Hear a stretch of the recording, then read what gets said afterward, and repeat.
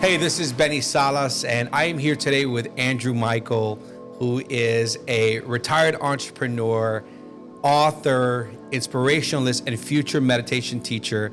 And today we're going to be talking just about his journey, what he's experienced, his contribution to the world, and most importantly, just so much value and so many things that he has been a part of. And so today I want to welcome Andrew Mychal to this time, and it's a long time coming, Andrew. It is a long time coming. Thank you for the beautiful introduction. I'm flattered. He says all these nice things about me.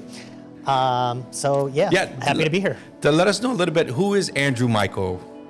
Andrew Mychal is a kid from Cleveland, Ohio. I have been self-employed since I was 19. I'm now 45 and retired. I retired at the age of 40. And people ask me, what do I do all day? And I tell them I spend my days recreating my childhood.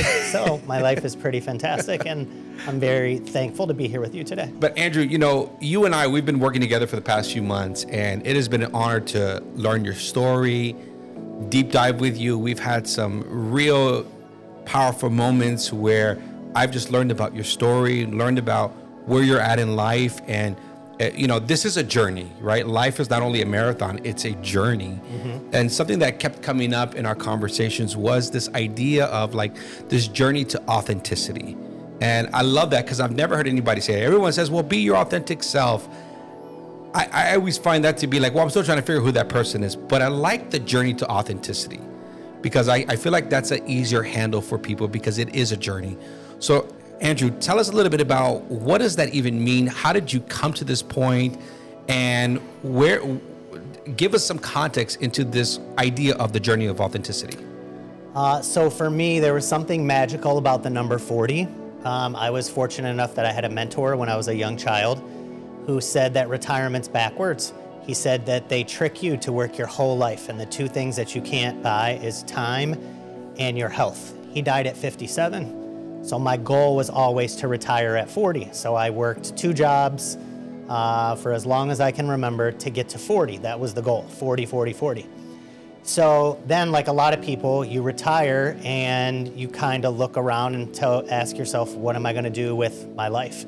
At the time, back then, I was 38 and I wasn't married and I had no kids. And I was like, there has to be more to life than this. So I ended up in a partnership with my partners. I ended up asking them for a buyout. In a week before my 40th birthday, I got a wire transfer and I was retired at 40 years old. So just like that. Just like that. On a Monday, I had 100 employees, and on a Friday, I was done. And then, like a lot of people in 2020, a month later, COVID hit. So I had lost my business. We're trapped inside, and I struggled like a lot of people. Who am I? Because for so many of us, our identity is attached to our business. Yeah. And when your business is gone, who are you? So during that 6-month period during COVID, my body crashed, and I was in the hospital 3 times within a week. And the 3rd time I'm in there, this nurse comes up to me and says, open your hand. So I open my hand, and she says to me, she goes, I could get fired for this. She was like, you literally have the worst doctor. And she was like, there's nothing wrong with you. I think that you're depressed. And at the time, I'm like, how can I be depressed? I'm living in Newport Beach, California. I just sold my business. But I thought to myself, maybe she's right. So from there, I went to a doctor, and the doctor did a brain scan, and the doctor said, yeah, you are depressed. And it's interesting when people label you or tell you something, because I didn't see myself as that. But was that the first time you ever heard that? That was the first time I had ever heard that. I would say in my business career, depressed was never anything anybody called me. I was called aggressive, assertive, the hammer, rude, egotistical, all things that I'm not really proud of, but I understand that that was That was the character that I had created. That's what I thought a businessman had to be, that you had to be stern and you had to lead with fear. So I kind of became that character. And once the business went away and people kept bringing up these health concerns, I started to kind of dive into that. So from there, the doctor recommended that I try meditation.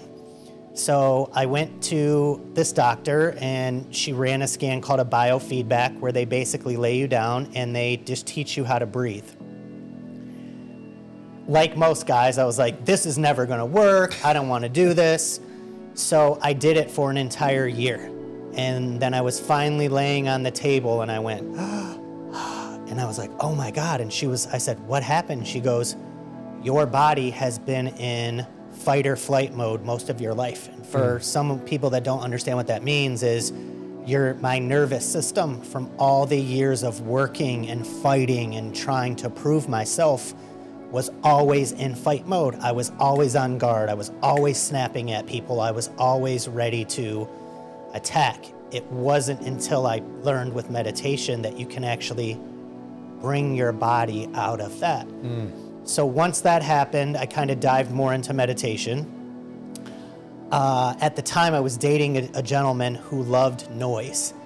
And meditation teaches you to go inwards in silence. Well, a lot of times we were living together, there was always noise. So during that, it made it really hard for me to sleep. So during that period of time, I was having nightmares. And I started listening to Oprah Super Soul Sundays before I would go to sleep. I realized that what you consume, what you digest before you go to sleep, affects your sleep. And one night, in the middle of the night, I wake up to a nightmare and I put on Oprah Super Soul Sundays, and this Indian speaker named Deepak Chopra starts speaking. And I don't really remember what he said, but I woke up the next morning and Googled him. And the first thing that came up was silent retreat. And I thought about that and I was like, okay, you can meditate there, you can have silence. So I pondered on it, and it wasn't until my boyfriend and I broke up and I started spending months in silence that I finally decided to look Deepak back up. And he had a retreat in Yosemite on Labor Day weekend.